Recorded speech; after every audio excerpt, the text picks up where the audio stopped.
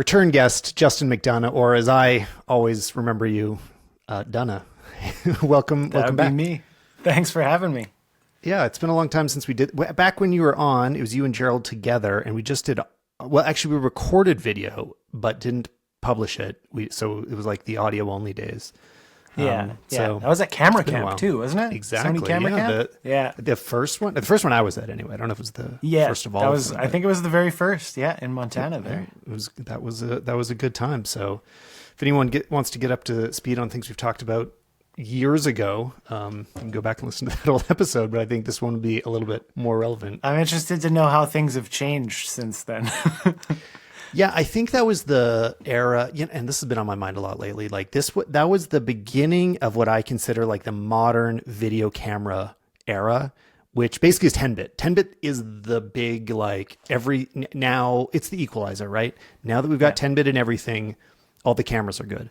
But just before that camera camp, we were in this place where it's like, oh, well, this Sony has decent HLG support and a higher bit rate, so you can use these LUTs on it. But if you're shooting Canon, it's got it was just fighting over like these little scraps of 8-bit quality where like none of the cameras really, like looking in retrospect, none of them looked that good. Like they really did fall apart as you graded them. Yeah. But we were like, fighting for every inch of image quality. And now, everything looks good.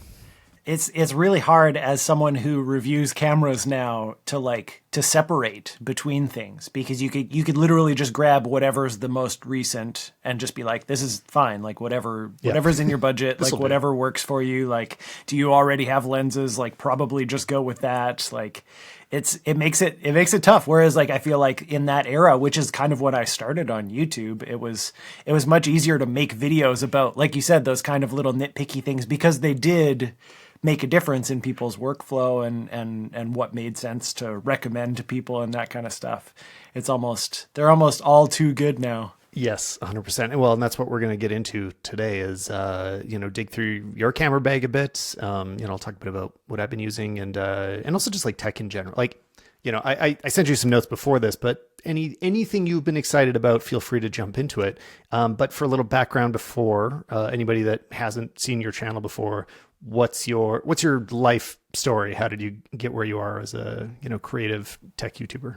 My life story. Well, I won't go too far back, but I was a music producer for a long time. I have all my like formal schooling and stuff like that is in music and in audio recording and that kind of stuff. And then one day I picked up a camera and was like, I'm gonna do the Casey Neistat vlogging thing. That was just like something that I needed to do outside of what had become work, basically, the music side of things. And so then I got into YouTube, and I think I'm just nerdy, and it started to seep into the videos a little bit. So I was doing these vlogs, like it was like, come with me to IKEA or whatever, and that kind of stuff. But then eventually it was like, I bought this new camera and I bought this new lens, and like, let's talk about it and like why it's better than what I had before. And it just started to kind of all bleed into talking about the tech behind it and talking about the tools behind it and talking about the techniques and stuff. And so now I am probably more than 95% talking about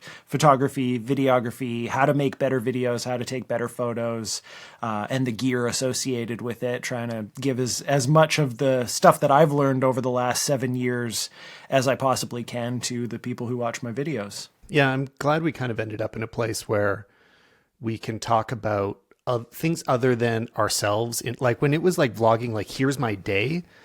Yeah. That's so much more stressful for me. Like I don't really want I don't want my life to be so entertaining that other people will sit down and watch it for a while. I like that products provide like, look, I'll talk about the thing. This isn't about me. It's about the thing that you may want to spend money on, or that might help you, create cooler stuff or whatever. I'm kind of in the same boat. Like we cover a lot of the same products too. So it's, there's a lot of overlap, but, that musical background is also super helpful because it's like, it is another genre of creative tech, and like it relies on technology. You have to be creative for it. And I find the more anybody has experience across multiple fields, kind of that full stack creator idea, it can really help each inform the other ones, right? Like if you only pursue purely photography as an example, it's going to hurt so much more when you try to dip a toe into video. So I think, even if you are all about one, like let's say you're strictly a musician, I think like it's so valuable to also understand like how do you make a cool video of yourself, right? Like how do you do this for the internet? So and vice versa too. Like that works. Once you learn the video side of things, it'll improve your music production too, or your recording, or whatever the other thing was too. So it's cool to expand your horizons a little bit and get into more things. Well, so let's talk a bit about gear that we are using at the moment. And this isn't I always take the approach of like, nothing is a loyalty test. If anybody feels emotional about a brand, it's a boring conversation. So, no pressure to say you only like one camera or one company. I'm sure we all use a few, but like what has been kind of carrying you for the last year or two, starting with like photography cameras, like when you are going out to take a picture, what do most of those photos get taken on? Like, let's say you open up Lightroom or Capture. Actually, we should talk about software too. I'm a Capture One guy. Yeah. Capture One. There we go. What will be like the most used camera in your catalog for the last year? Probably the Sony Alpha 1. That's the one that's like in my camera bag. I take it home from my office every night and I bring it back to my office every morning, even though I probably won't use it. Like it's the one that stays in the bag and is ready to take a photo of, if there's a crazy full moon or something like that, or if I'm going on a walk in the morning and want to catch the sunrise, like it's the one that stays on me all the time. And I bought it purposely to be my like photography camera kind of thing. And does it cross over to video too? I mean, we'll get to your video cameras, but it does. It is both. Yeah. Yeah, it definitely will do both. And that was one of the reasons why I got that instead of, at the time, I guess it would have been the A7R4. But I had tested out some of the video features on the A7R4 and was kind of like, I think the A1 will do a better job if in a pinch I'm like, okay, I need to grab some video on it. The A1 video is fantastic. I also have the option to shoot 8K, which I don't very often, but I do use in very specific situations. Like if I want a top-down shot that I can punch in 4 times on or something for a 1080 shot, then like it's cool to have. But yeah, it definitely is like a great kind of video B cam and my main photo A cam kind of thing. Yeah. My, I don't have an A1, but my good friend in real life, Jason Ang, so he lives in the same city as me. So I see how he shoots and we get to talk about gear experience a lot. He has the A1 as well. So that's my most direct experience with it. And do you remember what year it came out? Because it's not a new camera anymore. Like this has been around for a little while. Like it's not the most recent in Sony's catalog.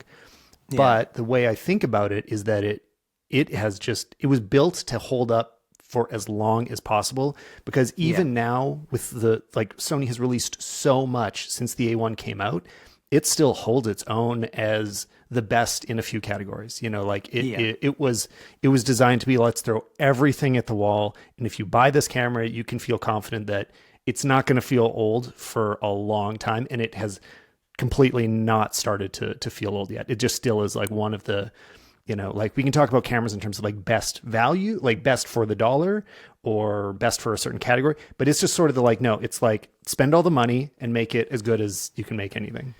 Yeah. I think that's totally the idea with the A1 is, I think it's got to be 2 or 3 years old now, which like in terms of Googling it now. Sony's camera lineup is like ancient basically at this point. Exactly. Yeah. So the very beginning of 2021, January.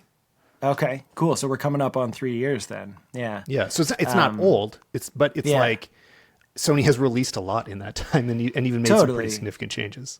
Yeah, and I guess like we're probably due then, because that seems to be like each one of Sony's cameras kind of has like lately anyway, kind of has like a 2 or maybe 3 year kind of cycle, it seems, before you get the Mark II or the Mark whatever they're on kind of thing. Right. So I'm interested to see what'll happen, but it does stand up, and I think if you were to look at it, it's probably received the most firmware updates, and it's still yet to get one that they just promised coming up next year.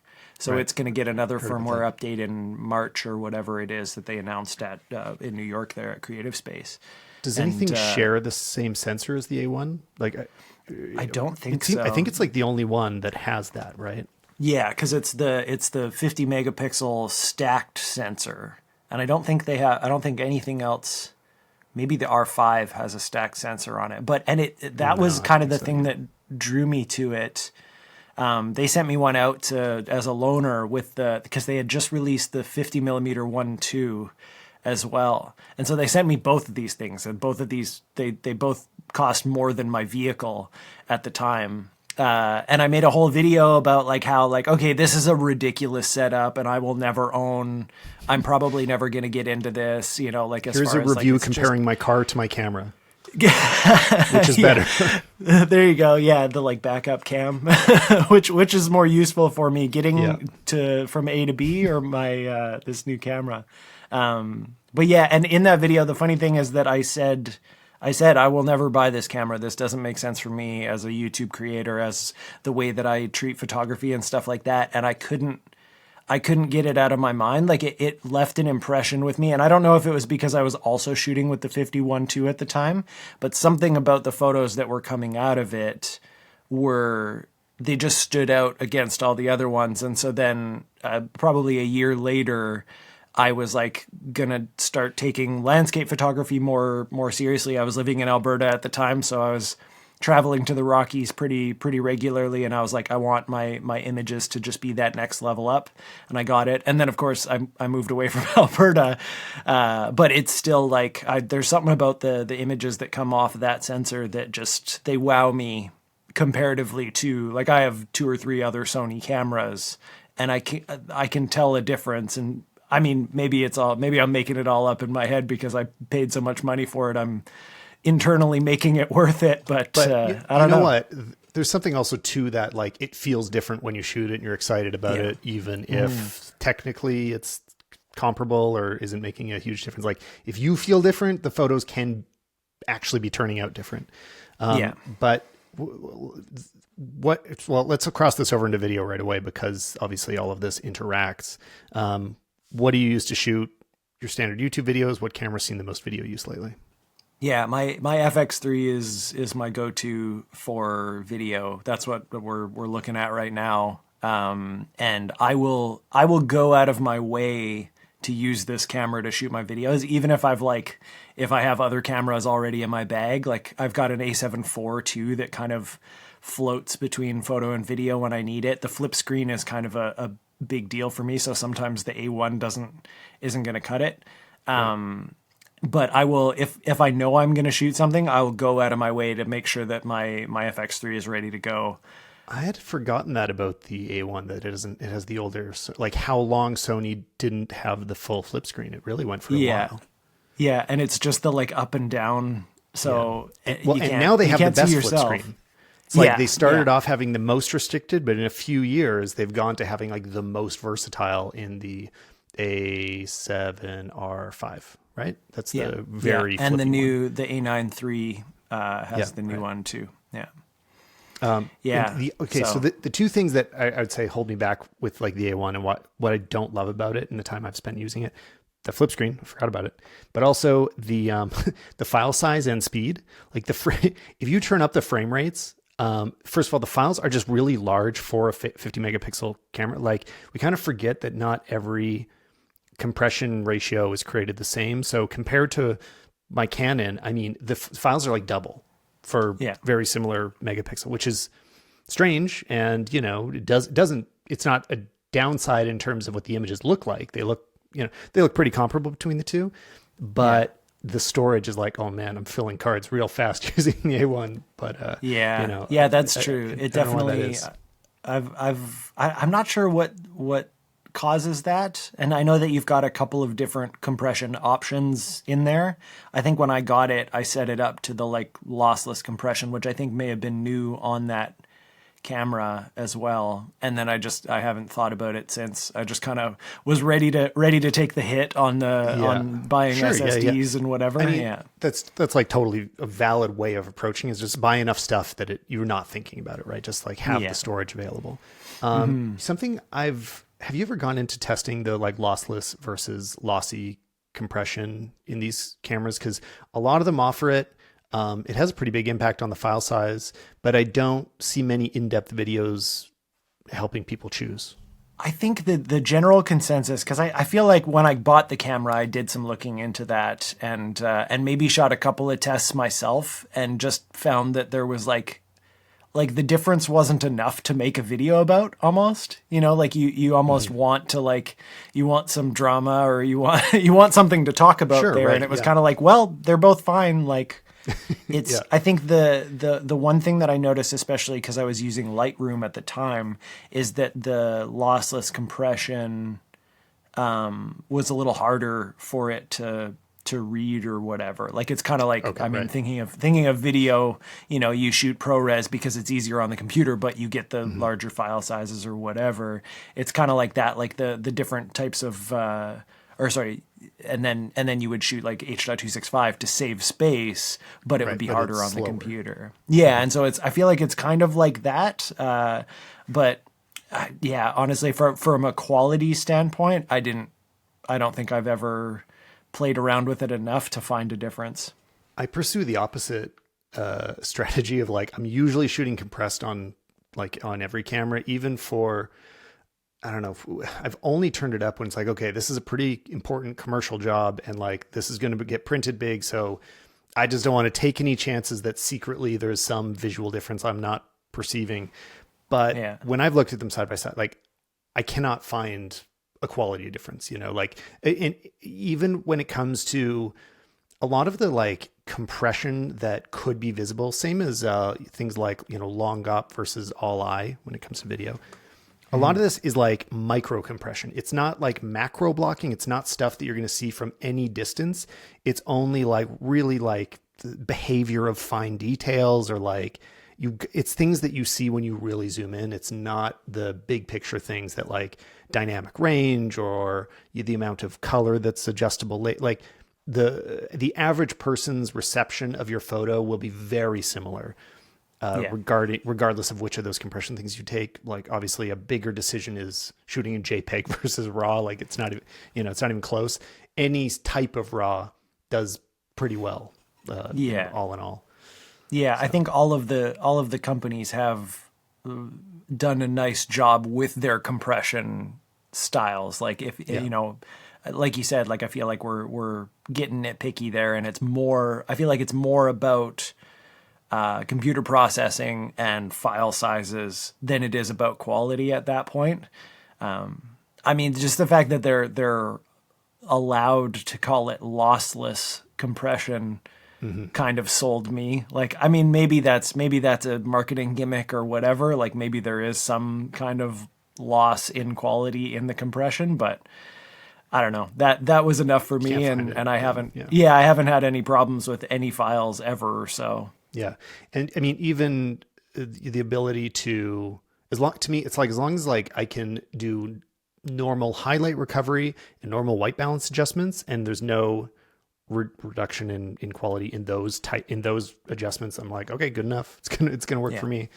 In the video world. Okay. We got to the FX3, which I feel like has kind of become the de facto YouTube camera for the last few years, like that in the A7 IV, maybe like Sony.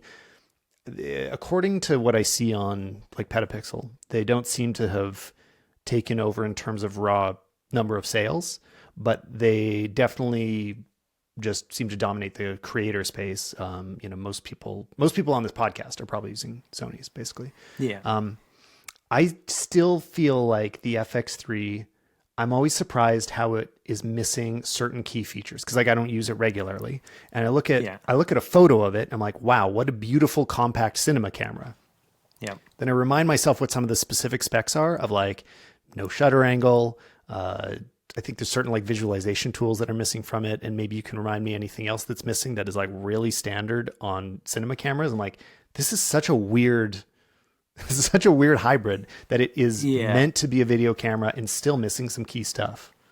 Yeah. I mean, shutter angle is kind of what seems like a big and simple one kind of thing. Like Yeah. it should realistically, like it's doing so much math in there. It should be able to do that one more, make sure it's double the frame rate or yeah. Yeah, it's doing harder things than shutter angle. Yeah, than calculating. Like, but I think that's also, I mean, I don't know why they made that trade-off, but I also think that Sony's really good at figuring out what their users actually need and prioritizing giving us the more important things, I guess. Like it is missing some things that I'm sure some people think are important, but I feel like they're also to some extent those are the things that you can kind of live without, and they've given us other things maybe in their place. I don't know if that's the case, but that's the way that I've always kind of felt about Sony. Anytime I try other cameras and stuff, the other cameras might have more features, but then they feel like they're kind of behind in maybe some more foundational stuff. I mean, the more recent exception is that I have been shooting with the Panasonic S5 IIX lately, and it's been really solid and has some of those extra features. The 6K open gate is really nice. Like, I don't even think about framing for vertical anymore. I just shoot whatever looks good on screen, and it usually can go to both horizontal and vertical. It's got the shutter angle. It's got waveforms, vector scope if you need it. And like all of those things I have lived without and been completely fine, but they are really nice touches, and it doesn't feel like it's like missing a whole lot. And it's like 20 or 30% cheaper. Yeah, and it's significantly less expensive, so that makes it a lot more approachable for someone who doesn't want to dive into an FX3, which is like I think a little bit intimidating for people to if they're just starting out, especially. Well, I wanted to ask you about Lumix a bit too, because we've both been using it lately. Both put out videos about it recently. And to disclaim that for a second, because this is not sponsored by Lumix, but those were. So we did both like work with Lumix recently, just for clarity. And Throw that out there. so sometimes that's also almost complicated. Me talking about how much I am using Lumix this year, because they were sort of like generous with both their loaner program is like long-term loans, and then also sponsoring videos, which isn't actually as much as people claim in the comments like, oh, this review is bought off by whatever company. Not many camera companies are sponsoring videos actually, and like we're always super clear when it is, and there's a difference between a review and that. So with that out of the way, it's like at the same time, having had these cameras around, I'm leaning on them a lot, and I'm comparing it to the world of Canon, which is that's my other setups. And there's just much more flexible options from Lumix than Canon. I still do think, so I don't have a collection of Sony gear right now, but I do think actually Sony is the best hybrid system. And that's why Sony people are moving towards it. Like if you're shooting both photos and videos, you'll have the best crossover experience where like there's very, very few compromises. On Lumix, currently they don't have a best of class of either, right? Like none of their video cameras is the best in its category. None of their photo cameras are the best in its category. But what they do very well is this like fluidity of moving between them, and like, value for the dollar that you're going to spend, and some ease of use stuff in terms of the lens selection. Whereas like on the Canon side, it's like, well, I think the C70 is the best. I prefer it to the FX6 or FX9. I think Canon has the best of that like high mid-range video camera. And then I think, the best pro photo cameras, it might actually be Sony right now. And Lumix is this interesting, like kind of flowing in between them. And then there's Fuji over there doing their, different, doing something different too. So I don't know. Yeah. Like how has it been just comparing Sony to Lumix really? It's been cool. I mean, the funny thing I think between those two is that it didn't feel like as big of a jump as I thought it was going to be. Like I reviewed, what was it, the Canon R5 a couple of years ago, and that felt like it took me a while to figure out what the heck was going on, and like how to read the menus and how to find what I needed and how to understand the kind of languaging that they were using to give me what I wanted. But whereas with the Lumix, with the S5 IIX, I kind of just hopped into it. I slapped a lens on it, and it felt kind of second nature almost. Like it felt similar enough to the Sonys that I had no problem with it. Now, I don't know if that should just be a credit to Lumix for doing a great job at like setting it up in a very user-friendly way. And actually, I think both of us made a comment about that in our Lumix videos about them having like a nice button layout and a nice, like, it's fairly user-friendly. But yeah, it's been like almost interchangeable. Because I do think that is something they do better than Sony. Especially if you're doing a tutorial video. Something that's always bothered me about Sony, it's like, here's the camera and here's the crazy customization that I did to get it working just for me. And everybody's going to set it up differently. So no two Sonys are customized in the same way. And Lumix and Canon and others, everyone, this is the weakness of Sony, I feel like, is like, you don't need to go as far in the customization, and you can leave the presets where they are and it still is very functional. So I think Lumix is doing a really good job of that. It's probably why it's easy to pick it up. I can totally agree with that. I can't hand my Sony cameras to somebody else and expect them to be able to know how to use them, because everything is all over the place. And my biggest one is that I always customize the video record button, because you can set it to whatever else you want, kind of thing. And you can use the shutter. So I set the shutter up to start video recording. And so then I hand it to somebody else and they keep trying to hit the video record button, and it brings up like the guides or something like that. And it just do you use the lens heck out button? of them. I've always found that like I couldn't bring myself to assign that lens button to anything. Nope, never. It's like the weirdest, because the weird, and also I think Canon's mistake on the lens dial, I don't use that either. Like both of these like huge interface items that don't get used much. Yeah, I think the issue with that, and the reason that I didn't to start with, is because not all of my lens has had a button on them. And so as soon as you assign something to it, assuming that you're going to have it, and then one of your lenses doesn't have that, you're missing a function basically, or you have to go digging in a menu, and especially if you're not used to it. I think nowadays I could probably get away with it because I've got all of my lenses are higher end lenses and that kind of stuff, and they all do have buttons on it. But yeah, I've never really gotten into that. I barely even use the autofocus manual focus toggle on it. I have a button set to that on the back of the camera. So.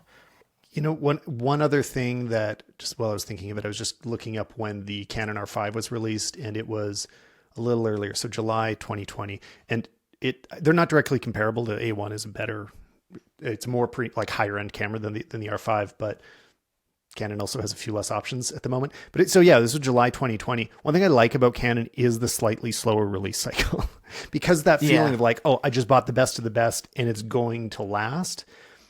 The A1 is kind of the exception in Sony's lineup to me, where it's like, it keeps feeling like that. You know, it's been a while and it still feels great. A lot of the other Sonys, like, if you got an A7 IV, it can really feel like you're missing out on some of the features they added to the A7 R5, or, this is like kind of always that quick cycle of Sony. It's like, it's gotten to them to where they are. That hunger has led them to this state of being second in the industry, but, at the cost of like, sometimes you can feel like you're always one step behind. Yeah, it also feels like Sony has a lot of tiers to their release lineup too. Like we've got the A1, the A9, the SR, and then the 7. So that's like 5 different full frame, and that's just full frame in the like professional photography. Then you've got the FX line, then you've got the ZV line. It's crazy. It's pretty wild. So then like you kind of are always hearing about something, which is probably really great for their marketing, because they never go out of your mind. But as I think, especially A1 users for a while there, it was like the A1 came out and the A7 IV came out, and it had focus breathing, and it was just this like, it felt like a bit of a stab in the back. Yeah, totally. I know Gerald made a big deal about it for a long time, and but that's supposed to be coming in 2024 in that firmware update. So they're listening. It just takes a while, I think, to get around to giving us what we want. Well, before we move on to computers, what about lenses? Like what are your kind of go-to 3 lenses that sit on your camera most of the time? I'm a Zoom trilogy kind of guy. So I've got the G Master version 2, 16 to 35, 24 to 70, and 70 to 200 are kind of like, if I don't know what I'm going to be doing that weekend or whenever I'm going out shooting, or I don't know what I'm going to need, I just like grab those, throw them in there or in my bag. I have the 2x teleconverter too, so if I really need something longer, which happens a lot on Vancouver Island, there's lots of beautiful birds and stuff out here, so I can slap that on the 70 to 200, and so those are kind of my go-to 3. But my studio lens, the one that I'm filming on now, is the 35 G Master 1.4, right. I guess it is. Yeah, and that I love that lens. I put off buying it for a long time and was using the 35 1.8. And I got it as a loaner for a bit and was trying it out. And I was doing like trying to figure out like my studio setup and was doing some color grading. And I was flipping back and forth between a shot on the 35 1.8 and the 35 1.4. And I was just like, oh my goodness, I need to buy this lens. And it was right after they had done the firmware update that gave the FX3 breathing compensation, which made the biggest difference for me. And I think was one of the reasons I didn't buy the 35-1.4 earlier, because it has absolutely horrendous breathing. Such a strange thing about Sony lenses that they all have, because they're so technically perfect in other ways, and that there's this one attribute where like they want to be video based, right? Like Sony cares about video a lot. And this is like one side. It actually, it's another example of how we were just saying every camera company has a great set of options right now, but they still have those trade-offs. There's still all or those hairs to slice. Yeah. So you can always find something, but. Yeah, and I wonder how much they pick and choose, or how much research they do into like, okay, people are going to be willing to deal with focus breathing if we can give them X, Y, and Z in its place, kind of thing. Like if that's the trade-off, and like every company seems to make different trade-offs, and so I think one of the reasons why I've stuck with kind of Sony as my main camera for so long is because they've made the trade-offs that made the most sense for me and the way that I shoot. I want to be a fly on the wall in those meetings when they're deciding what goes in and what doesn't. I just want another quick shout out to Sony lenses of offering the 20 to 70 millimeter option out there, which like makes me want a Sony just for that. There's the kit lens on the Lumix is 20 to 60 and a variable aperture, which like, I don't generally trust variable aperture lenses, but it's 3.5 to 5.6. So it's actually like kind of fast. And I'm just like, this is the right default focal range, like a little wider than 24. And I don't, and 70, great. Like I would use that all the time. So I'm jealous of Sony having that available. And then if you're not into the 20 to 70 from Sony, Tamron makes the 17 to 50 f4 for Sony, which is also crazy. Actually, Tamron doesn't make lenses for Lumix, do they? I don't know if I haven't seen L mounts. No, I think that's Sigma only. Right. Anyway, and the thing the thing that I'm liking about L mounts is that there's a lot of smaller options as well. Canon right now, everything's big, like physically large. Sony is in between. They have some small options. I really appreciate that. A lot of the like really good lenses are also quite large. But they're in Lumix, it's like there's a lot of very good lenses that are quite small, and they're not quite as good as the Sonys. But lately I've just been willing to make that trade off. I'm like, you know what? I want a smaller bag. Yeah, I think one of my favorite things about the only like they call it S Pro, I think it is, that line of lens that I have on me is the 16 to 35. I have that one out on loan right now. And the focus clutch is kind of I absolutely love it. Like instead of having a manual focus, autofocus toggle, the focus clutch, and then the click at the end, so it feels a little bit more like a linear focus, manual focus lens. Like I've been loving that. I would love to see more lenses with that functionality on it as well. Let's get into the tech universe a little bit more. Okay. What computer are you editing all these photos and videos on most of the time? I have a M1 Max MacBook Pro.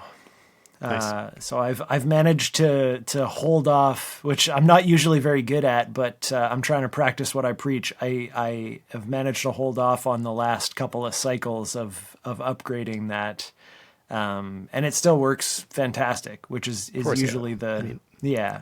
the thing I'm repeating every like- week here is once you're into the M1 world, like you're fine, especially if you beefed it up a little bit. I think the only M1 people that might want to upgrade is like if you had a base, like just an M1, not a Pro or a Max, and you're hitting the limits on it, like, yeah, go ahead. Like you're gonna see a bit of a bump with the M3, but you don't have to. Although what I talked about a lot in the last episode was like the biggest jump. Did you look into any of the results of like M1 Max compared to M3 Max? Just a little bit. Because it's significant. Like the M1 to the M3, meh, like not that exciting, but like it's like 40%, 50% gains. Like from the M2 Max to the M3 Max, it was actually pretty insane. It's like weird. It wasn't the whole lineup jump forward, just the top of the line like had this big. Oh, leap. Interesting. But not That's to tempt you crazy. into anything, but. I wanted so badly to pull the trigger when they announced the M3 Max, just because it was like, it seemed cool. I watched a couple of things that said like that there were some significant gains, but the thing that I always kind of recommend to people whenever they're asking me, should I upgrade? Is it time to upgrade or whatever? The first question to ask is, are you having problems with what you currently have? Right. Like, are there, do you need a solution, or are you like fine kind of thing? Or are you, biting into the cycle of things? And I kept asking myself that question. I'm like, I really have no problems with my M1 Max. 100%. Like it's working. I'm not throwing anything at it that it can't handle. Like all computers have little bugs and whatnot, but it just like, I don't, well, the other thing I don't need it. People care less about what you're using than you do, I think there can be this feeling of needing to keep up, but it's like nobody's paying attention to what other than when you come on other than me like prying it out of you. Yeah. Like generally it's like, no, is it working? Great. That's kind of it. And along those lines, what's your phone situation right now? I did actually do the upgrade cycle this year. I got the 15 Pro Max, partially because I was so interested in what was going on with Apple Log and the video features, and whether I could finally. I'm like a what I call a big camera purist. I like my big camera if I have an option. Like the only photos that really end up on my phone are like of receipts or like things I need to send to my partner, like reminders. That is not a creative tool in almost any way. And I wondered if I could start using it, kind of bridging that gap a little bit on the video side anyway. And it has already proven to be definitely a great tool with the Apple Log. I'm maybe a bit of a control freak, and I still need to be able to like grade it and feel like it's going to stand up against my other cameras. And which is totally fair. But have you ended up actually using it in like final productions much? Because a couple times I'm like advocating it like crazy, but there aren't that many shots that it's showed up yet. Just a few. Yeah, I have. I mean, keeping in mind that my final productions are my YouTube videos, so like I don't do a lot of client work or anything like that. But yeah, I've definitely used it a couple of times in YouTube videos, just intercut with FX3 footage or whatever. And I mean, I made a couple of videos about it too, so obviously it got used in those as well. But it's really nice for because I talk about cameras in my videos. I'm so used to having to carry two cameras and two tripods so that I can show something going on in a camera, and it's so nice to be able to just whip out my phone, get B-roll of whatever I'm doing at the time, or like of the setup or whatever I'm trying to talk about, without having to carry a whole nother professional body. So that's kind of the main thing of where I've started using it. Yeah, that was kind of my main use case so far as well. Is when I'm showing off what the main camera is doing, but also just haven't done a ton of travel content since. I've like a lot of my recent videos have been sitting at the desk, and I think that's the differentiator. It's well, and then I was also doing those videos talking about the Lumix, so those were mostly shot on the Lumix, little iPhone.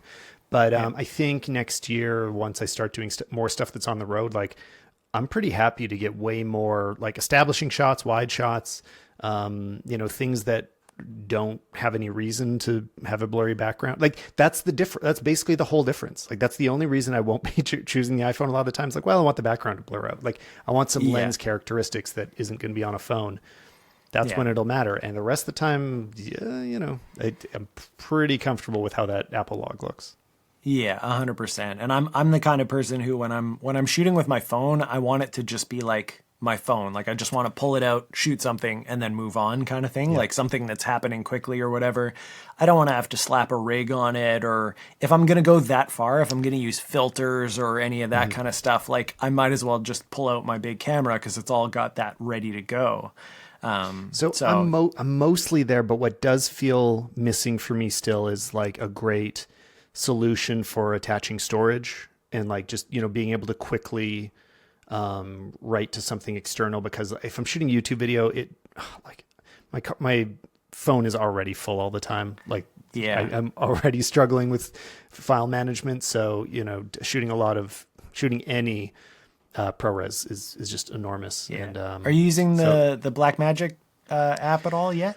Yeah, I have opinions. So we just did a full YouTube social job the other day, full iPhone social job the other day. It was like everything was for TikTok and Instagram, so it was all shot on the phone, and it was like dozens of models, and like it was like a proper production shoot, but just the phones. All shot on the phone.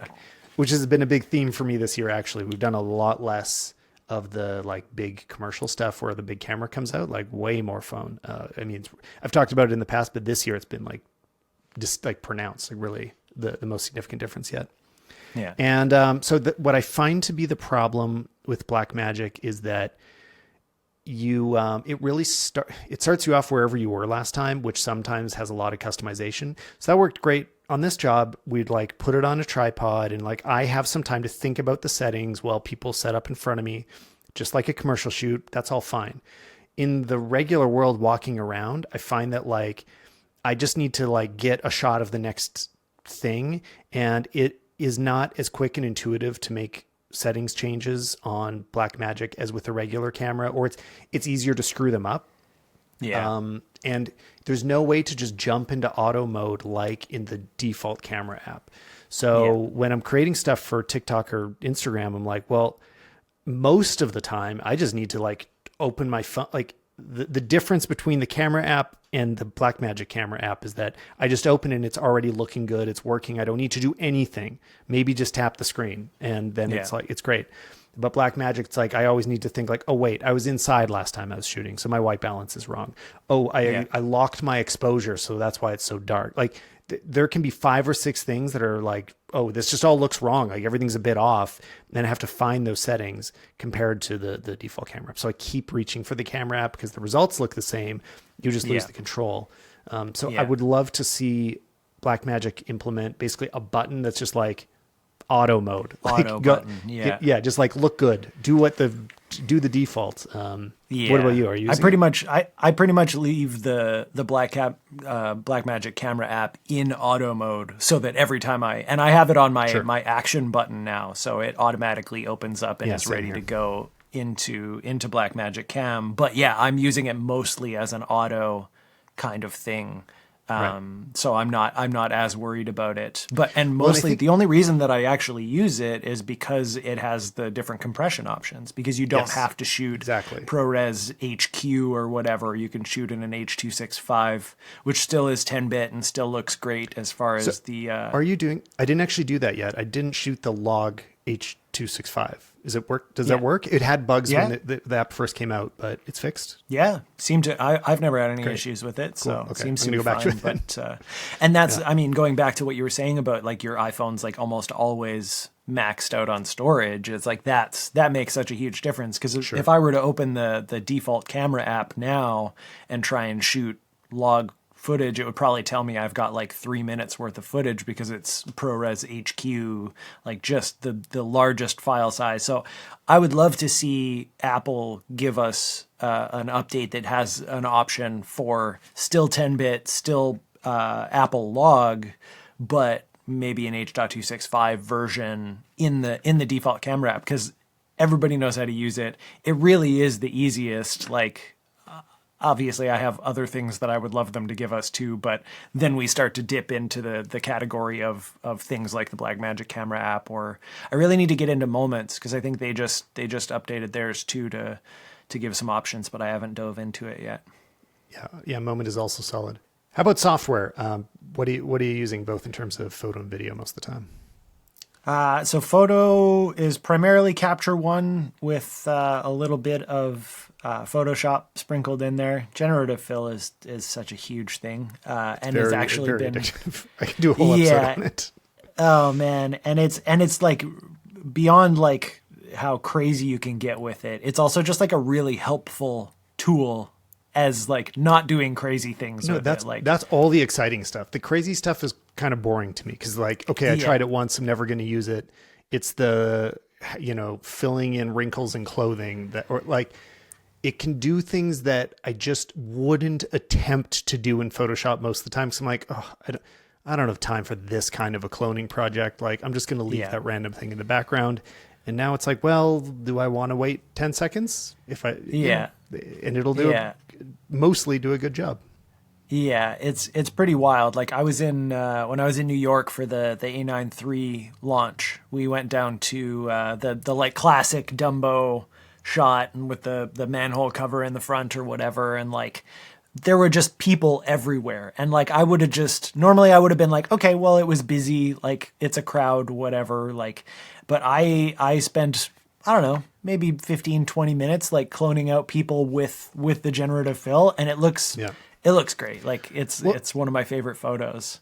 It changed a lot of so I deal with that all the time. When I'm shooting for my wife Anya, she, it's like travel influencer type stuff. So a lot of the time it's like, we want a clean background. It don't have to pretend nobody was there, but like we don't want distractions of like tourists kind of hanging out. So what that meant a lot of the time is standing in one place for an hour, and like every 5 minutes, like, oh, it's kind of clear. And we get like 1 or 2 shots and then people come back. And now I just feel so differently when we're taking those photos. I'm like, I can see all the people. I'm like, even when they're overlapping the side of her, I'm like, I know I can take them out. Because I'm always doing that math. Like for years, all the time I've had to be doing this. I'm like, I'm doing that math of like, how many people are there? How long will this photo take? If they're 1 or 2 and they're in a clean spot, I'm like, I can remove that myself. But if they get into somewhere complex, I'm like, okay, I don't want to spend that time. Let's not take the photo. Now I'm just so much more confident. Like, no, just shoot it all, and we'll be able to fix it later. What I'm really waiting for, and I haven't been able to find any information Googling or even asking on Twitter, is like the current generative fill is based on Firefly version 1, which is pretty bad. Like if you generate an image from scratch with Firefly, version 1 is like gross. Like it's, it's last year's generative image stuff, which is like, you can tell what it's trying to do, but it looks fake and messy and crappy. And now Firefly 2, you tell it to create a human, and it looks like on its way to Midjourney. It looks like very nice and believable and realistic, but that's not integrated into Photoshop yet. I'm like, oh, once that happens and we have like photorealistic generative fill, I mean, I don't know.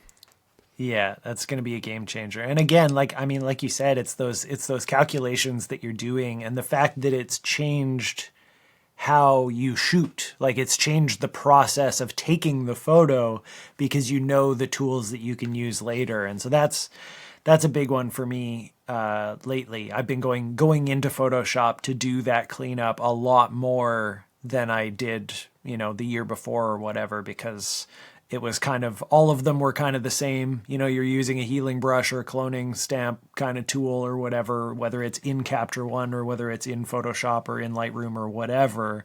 It was kind of all the same, and it was like a pain and annoying. And now it's just like, it feels like this no-brainer thing to like pull it over and pull it back if you have to. Like the round trip doesn't feel it doesn't feel like overkill anymore. It feels totally Yeah. worth it. It saves you so much time. What, And yeah, it's annoying, I've been considering Lightroom again for 2024. right. It's got so many new tools now that it didn't have a year and a half ago when I tried Capture One, or 2 years ago, maybe now. Yeah, I was, a lot more on the fence I was going back and forth with Capture One, more and more, but I was also tethering quite a bit last year and the year before that for like client stuff. And there's been less of that this year, more just shooting on location straight to card. And it's not that I still prefer Capture One's like colors and just like the way it deals with an image. I prefer it all the time. Yeah. But it's not enough better to override the simplicity of Lightroom. I still, Capture One released those new AI tools as well, so they can do the selections and stuff. So maybe it is a little bit equalized now, which I haven't used that version as much. But I think it's just that I'm quicker in Lightroom, especially its catalog system. I understand better, and my capture catalogs were always kind of a mess. So that's that's the gravity that's kind of brought me back to using Lightroom more often now, and treating Capture One a bit more as an experiment. And I think it's gonna be tough for Capture One. The AI stuff, Adobe will inherently have a lead on that because they're so much bigger. So Capture is gonna have to work really hard to keep up in all those features. Yeah, there are really only, maybe 2 or 3 tools in Capture One that are keeping me over there. Like, I like the way that the layers work, but you can kind of do that in Lightroom now. I think I like having layers that have all of the tools. I think that's kind of the big difference between the way that like layers or like masks work in Lightroom versus how they work in Capture One, is that you get a limited set of tools, but they're starting to expand those in Lightroom. And then the skin tone tool. I just absolutely love the skin tone tool. And it's just so easy to use. And then the foundational thing of like, I think it does like the way that it processes images is just a hair better. And again, going back to what I was talking about with my A1, it's like there's just something about it, and I went in for it. So like let's go all the way, start to finish with that. But you made a great point about Lightroom kind of being the catalog being a little bit easier to organize and stuff. And one of the nice things about Capture One, if you can afford to have both, is that Capture One's great for its sessions workflow. So if you had like one specific project that you were like, you know what, this is a Capture One project, it's built to be able to do that really nicely. Yeah. So I feel like I might almost start to lean. I'm already paying for Adobe Photoshop and Lightroom anyway, so I have them. So I feel like I might start to lean towards that, where it's like my big general catalog is Lightroom, and then for the sessions for specific things that need the skin tone tool or whatever it happens to be, then maybe I'll go into Capture One. But I've only started just toying with that in my mind like in the last week. So my moving back and forth between them I have such a mess of catalogs. Like, I don't have a authoritative, like, this is my photo catalog. Like, I have so many, everything in the last 10 years has become like a mess. Cause I don't know, it's not continuous, and that is bad. Someday I've got to do the huge project to be like, okay, consolidate everything and organize it. In some personal news though, I just canceled my full Adobe pack and brought it down to just the photography one. Cause I've been paying it went from, I think when I started, I was paying like $60 a year, and now it's up to 90. It's Canadian. Yeah. And so this was the year I'm like, you know what? I don't use Adobe Audition as much as I used to. I only open up InDesign a few times a year. I'm not using Premiere. I dropped it. So now I'm saving like $60 a month. And I just got Photoshop and Lightroom, but so far it's working out. That's where I'm at too. Yeah, I think for probably just over a year now. I made that call a little while ago. It didn't take long after I started using Resolve to know that I wasn't going to need Premiere anymore. Yeah, well, let's get to that. I mean, I'm still shocked anybody is okay. If people already know Premiere, makes sense. You keep using what you know. I get that momentum, but that anybody's starting off by like, I'm going to learn Premiere. I just feel like the days of Premiere being big have to be numbered with the way that Resolve, what it packs into a free package, let alone, even the studio version. If you pay the money or you buy a camera and you get it for free, like there is just so much value in there. Yeah, it's pretty wild. And yeah, the free version, I feel like has this with all the new cameras coming out with 10-bit video, I feel like it maybe is less enticing because I think a lot of people are like, yay, free software. They get the free software. They realize it can't read any of the files that they shot. I was just I was on the Pedal Pixel podcast and it was brought up. That's something Chris mentioned. He's like, oh, the only downside is I can't do my 10-bit files. And in the comments and afterwards, I was like, no, wait, that's just on PC. The Mac version of the free Resolve does do 10-bit. Oh, let me confirm this. I mean, that's news to me. Before I make that definitive, you fill in the blanks for a second here. I'm going to Google it. Yeah, so when I first bought it, anyway, which was version 16, so a couple of years ago now, it was within a couple of days, I had run into some weird problems of not being able to open certain files. And at that time, not all the cameras had 10-bit on them. And I was like, what is going on here? I don't understand. Because they just show up as like, you can pull in the audio, but it won't show the video. And that was kind of one of the catalysts for me getting the studio version. Among like, I had edited some other videos and like, it was so user friendly and kind of, yeah, I mean, I had just come off of a, if anybody does this seriously, just pay for it's totally worth it. It's not a big deal. And all of a sudden a lot of stuff opens up. Yeah. Oh, and how much is it now? It's what, like $400 or something like that? I don't know. I couldn't find the other results in Google either. So I'm not going to jump out there and say numbers I don't remember. But yeah, I mean, it's like, it's a reasonable price for a no upgrade cycle either, compared to like Capture One, you kind of have to keep paying for upgrades, more of a like traditional software setup, whereas with Resolve, they haven't charged for anything yet. So yeah, I'm so interested to know if that's how long that will continue, how long that's a viable option, because I don't know, it's become, I think, a much more central part of what they do now. I feel like at one point the software was like a color grading software. Yeah, but it was like they were much more focused on their cameras and their switchers and their monitors and all that kind of stuff. And now all of a sudden it's like everybody's talking about it and they're upgrading regularly and stuff. So I wonder how long, because I'm still getting free upgrades. I bought it a couple of years ago and I haven't had to pay for any of the updates and stuff. Yeah. But yeah.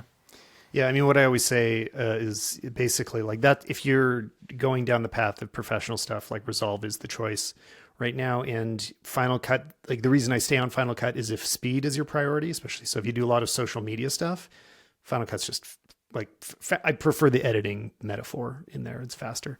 The one thing that I don't talk about enough, but is underrated is just CapCut, and also CapCut for desktop. Like, do you use it on either the phone or have you ever tried the desktop app? Like, do you know? I played around with it on the phone a little bit, but I haven't really gone in on the desktop yet. Just take a look at it sometime. Like even just like watch somebody else's video about it. It's actually kind of insane. If somebody only does social media videos, like it might be the best solution. It has more features than Final Cut does and a similar timeline, like kind of a magnetic-ish timeline.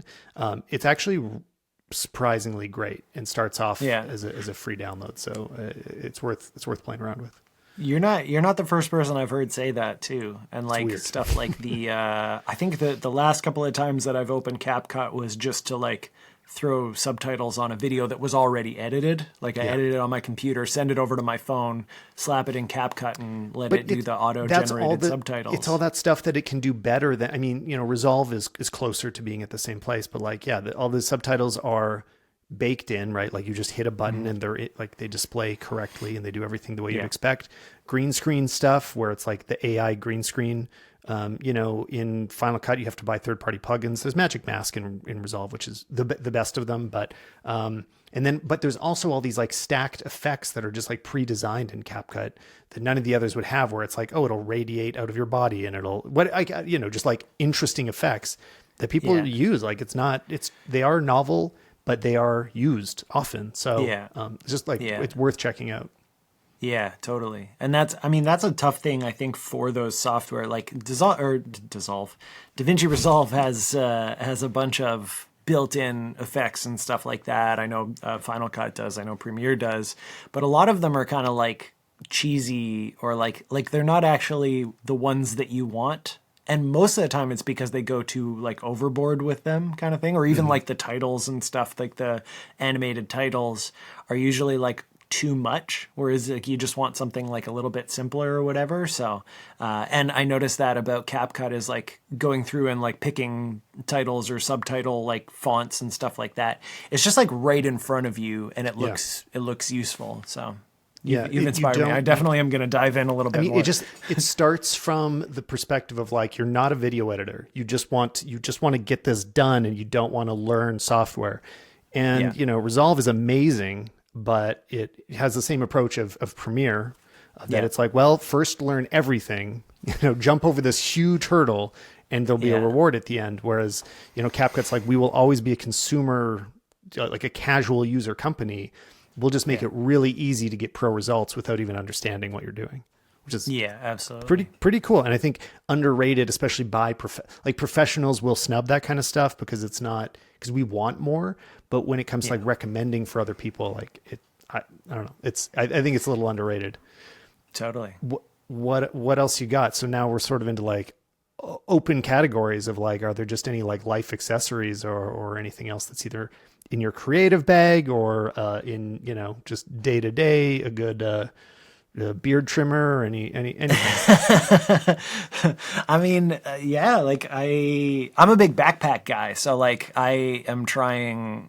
I wish I could turn the camera around and show the other side of my studio right now. There's just a stack of bags over there right now. But like the Shimoda just came out with the new Urban Explorer. They just ran a Kickstarter for it, and it's their Explorer V2 bag basically, but a more kind of urban version of it, a little bit more daily carry. Can you spell that? Actually, I don't have that brand. I don't use it. Shimoda, Shimoda.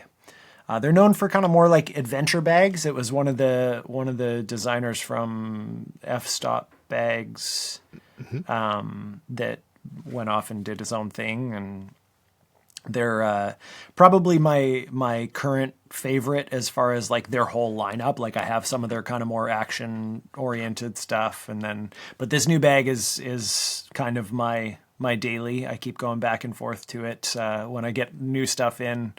I always kind of want to go back to it, so that's usually a good sign that it's going to stick around with me for a while. And if a bag can survive hikes in the west coast of BC, then it's the place to test it. Absolutely, yeah. It gets tossed on the rocks and in the rain and all sorts of stuff. So I've been loving that lately. And then I think the things that I love the most are like the little accessories and stuff. So like Falcam recently came out with a new, like the Peak Design capture clip that goes on your backpack strap or whatever. There are about 1 million copycats out there nowadays. And I was using the PGY Tech one for a while, the Beetle clip they call it. And then Falcam just updated theirs and made it kind of even more, it's kind of slim. It doesn't like dig into your shoulder as much. And they made it, this is the kind of big part about it, is that they made it so that it'll fit if you already have Peak Design base plates or PGY Tech base plates or the Falcam F38. They have a whole ecosystem around that. It'll fit all of those plates, which nice. I'm sure this is like a weird YouTuber reviewer problem, but I have this is the biggest so problem. Many different plates. Oh my God. I've been like meaning just to tweet about, like make a video about that. I just like, it's so frustrating to me that there are multiple Arca Swiss standards. Like, DJI, like the Ronin plates don't fit with, especially them. They're the worst culprits of it, I think, because they're big and they're not complying to the shapes and sizes of these standardized plates. So you've got a Manfrotto and it doesn't fit. Like the biggest brands selling the most of these aren't compatible of the same name of plate. Like the 501 plate from Manfrotto, same problem. It drives me crazy. Yeah. But no, that's actually great to hear, because my biggest complaint about the Peak Design one, which I mean, I use it like it's on everything all the time. It drives me crazy when I don't have one. I prefer it over a camera strap a lot of the time. But it digs into me. If the angle's wrong, it'll dig into my shoulder a lot, or it'll bump around and scrape things around me as I take the bag on and off. It'll hit the door. It'll hit the table when I put it down. Like, you've got to be aware of it all the time. And I think there's a lot of room to make that, like you say, slimmer sounds great. Like, I'd try that out. I'd also like to see somebody build it out of softer materials where like there just aren't hard edges on it. Like maybe it has a rubber coating on the outside, or just like things to acknowledge that this is outside of your bag and it's going to hit other objects. Yeah, absolutely. Yeah, and they've come close. The back of it is now held together with a material that looks almost like the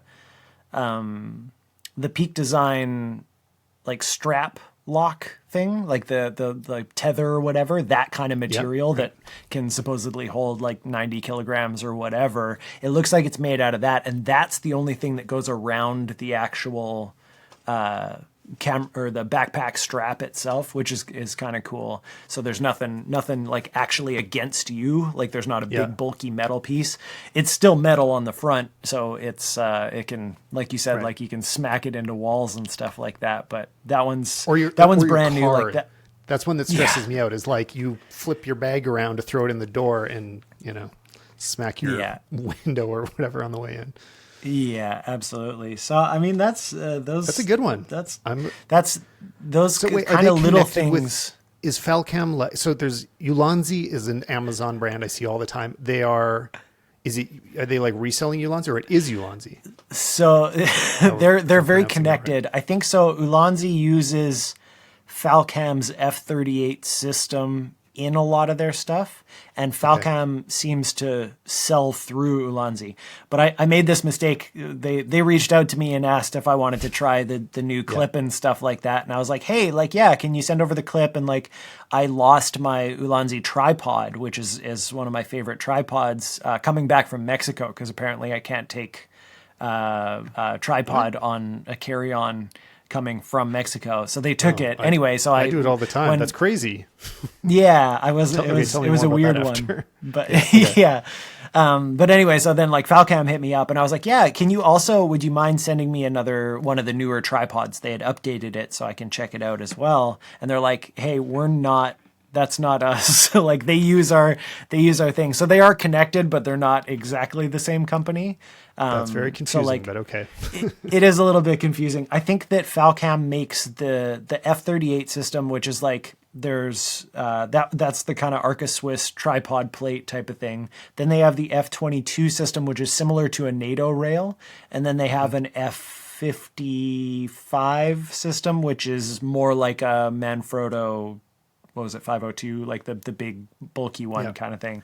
So they have like all these like, and then they make cages and that have those systems on it and handles and all that kind of stuff. And I think that Ulanzi uses some of those standards in their products, so they're kind of connected that way. But anyway, so here's the big takeaway. Here's my recommendation. Everybody buy all your plates and your mounts from the same company as much as you possibly can, because once you realize, like, you're in the field and you're like using some random Arca plate that you're like, I just found this in the bottom of the bucket, and it doesn't fit, it's super frustrating. And that happened to me more this year than in the past. I think maybe because I just have gathered up more random pieces, they've started to like mismatch more often.